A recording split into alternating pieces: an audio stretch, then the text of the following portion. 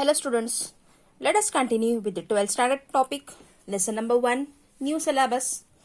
Let us see the sexual reproduction in plants. First thing that in sexual reproduction it involves fusion of two compatible gametes or sex cells. Here the meaning of two compatible gametes is the gametes of same species. That is, if you talk about rose, then both male and female both should be rose.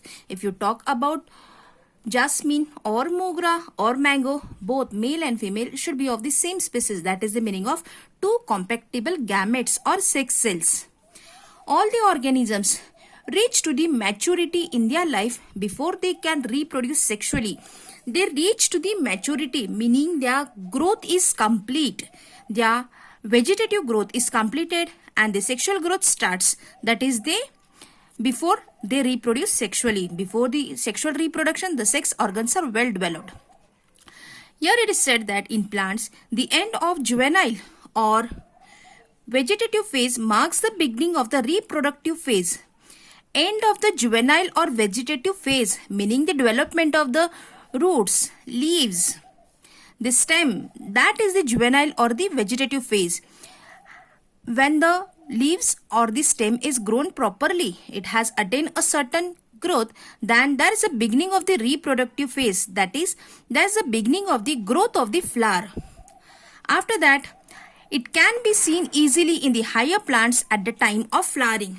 It means that this thing happens in the lower plants and the higher plants, both things. But in the lower plants, it is not seen properly as they do not bear the flowers.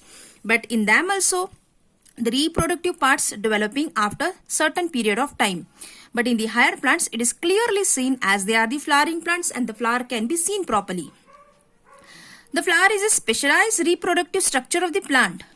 It is specialized reproductive structure, that is, the main function of the flower is reproduction because it contains the male and the female gamete.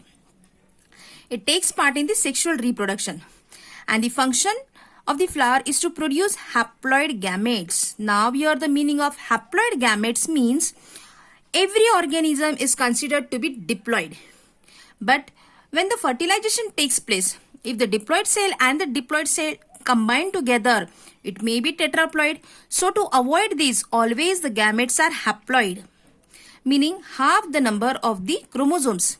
So always, not only in flower or in plant, but in all organisms, the gametes are always haploid. So the main function of the flower is to produce the haploid gamete and to ensure the fertilization will take place. Ensure the fertilization will take place means make sure that the fertilization takes place. We all have studied that the typical flower consists of the four parts, that is the calyx, corolla, androecium and the gynoecium.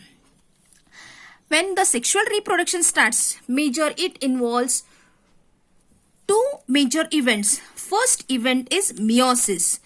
Meiosis, that is halving the number of chromosomes. Halving the number of chromosomes means the organism is diploid and the haploid gametes are formed, meaning from 2n, n is formed, that is halving the number of chromosomes. That is the first process in the reproduction. So it is called as meiosis. And the next is fusion of gametes. Gametes, they are the haploid gametes. Two haploid gametes combine together to form the diploid zygote. The cells which are going to take part in the reproduction, they are the gametes. Fusion of gametes. Gametes, one male gamete and another female gamete, both are haploid and they unite together to form the diploid zygote. And finally, there is a production of genetically dissimilar offspring. Offspring means the new individual formed or the new cell formed or the new plant formed. Genetically dissimilar because the male and the female are from the different plant. So they have different genes, and as they have different genes, haploid male and haploid female combine together to form the diploid zygote.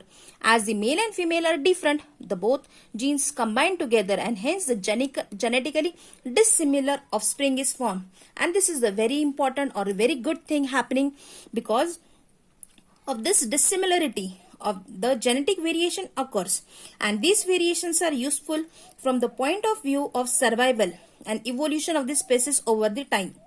It means that because of this variation, the new species can survive in the critical condition. There are environmental changes going on. The environmental is changing day by day. If the species do not change, if they do not have some genetical dissimilarity, they will not be able to survive in the changed environment. Hence, this sexual reproduction is very important because they create genetically dissimilar species, genetically dissimilar offsprings, and so they can survive in the critical conditions in the changing environment. And this also helps in the evolution of the species over the time. Previously, some different organisms were formed, but as day by day, as the time passes, there are changes taking place in that species, and that is the evolution of species. And as a result, today's world is created because of the evolution. Now, in this sexual reproduction, the main characteristics are, first thing here takes place is the fusion of the male and the female gamete, and that is called as fertilization.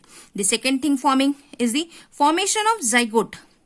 Male female combined together, first thing. Zygote is formed, second thing. And embryogenesis. Embryogenesis means that zygote develops and it develops into the embryo. Embryogenesis means the embryo is formed and further that embryo will develop into the new plant. Sequential events. Sequential events means first, second, third. They go in a sequence that occur in the sexual reproduction are grouped into three distinct stages. That is pre-fertilization, fertilization and post-fertilization. Pre-fertilization, things happening before the fertilization. Fertilization, actual union of the male and the female gamete. And post-fertilization, whatever happens after the fertilization. So here in pre-fertilization, we have to consider fusion of the male and the female gamete. In the fertilization process, we have to consider the formation of the zygote. And last, post-fertilization means after the fertilization. After the fertilization, we will say that embryogenesis takes place. So, pre-fertilization, that is the maturation of the male and the female gamete. Fertilization, actual union, and because of that union, zygote is formed. And the development of the zygote, that is the embryogenesis that comes in the post-fertilization. Now, next thing given in the book is the activity. It's very simple because from the lower classes, you are studying this. Here, the structure of the flower is given and you just have to label it. I have just written it with the help of pencil so that you get the help, but you have to identify the names. Label the parts of the flower in the given diagram. You can see this is the diagram. This outermost green part, that is called as the sepal. Then the colorful part, that is the corolla. Now this is the androecium, that is a male part. It is made up of filament and the anther. And this middle, that is the female part, that is the gynoecium. And it's just made up of style, stigma and ovary. Inside that ovary, ovules are present. So you have to label all these parts. You can draw the diagram in different ways. Here just we have studied the introduction of the sexual reproduction. Further, we have to study how is the structure of the anther, that is the structure of the male and the female organs. How do they develop? How do they unite? Like and subscribe the channel to get further more interesting information. Thank you.